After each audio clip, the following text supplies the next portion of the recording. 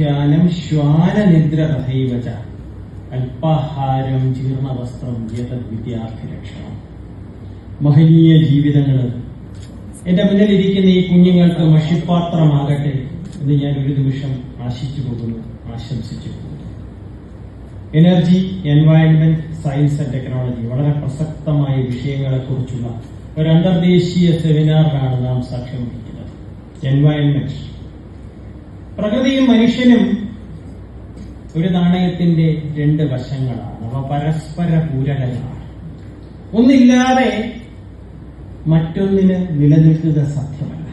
Nature is A temple എന്നാണ് Wordsworth പറഞ്ഞത്. Nature is A temple where living pillars sometimes let go of confused utterances. Man walks amidst forests of symbols, watching him with familiar glances.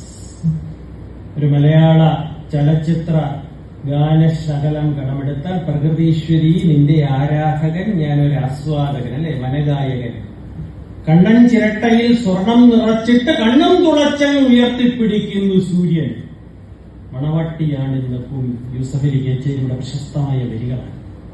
പാറമേൽ തട്ടി പളുങ്കുമണി ചിന്നി ആമന്ദമൊഴുകുന്ന ആരണ്യ പൂഞ്ചോലകളും മരന്തം തുളുമ്പുന്ന മലരിൻ ചുറ്റും കൂടി മുരണ്ട് നടക്കുന്ന തേനീച്ചകളും ഞാൻ പല്ലവാകുലമായ ചില്ലിക്കൈകളാട്ടി നർത്തനം ചെയ്യുന്ന വല്ലികാലരികളും മനുഷ്യന് പ്രകൃതി നൽകിയ വരദാനങ്ങളാണ്. പക്ഷേ ശസ്ത്രത്തിന്റെ അഭൗമമായ വളർച്ചയിൽ അഹന്ത പൂണ്ട മനുഷ്യൻ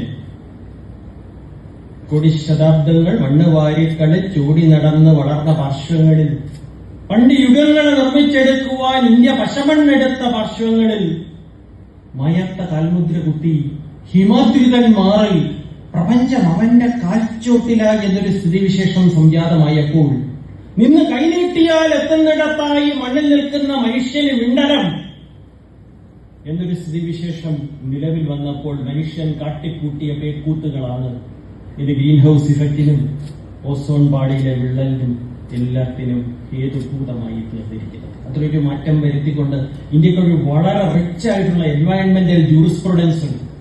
വാട്ടർ ആക്ട് മുതൽ എയർ ആക്ട് മുതൽ എൻവയൺമെന്റൽ പ്രൊട്ടക്ഷൻ ആക്ട് മുതൽ ബയോഡൈവേഴ്സിറ്റി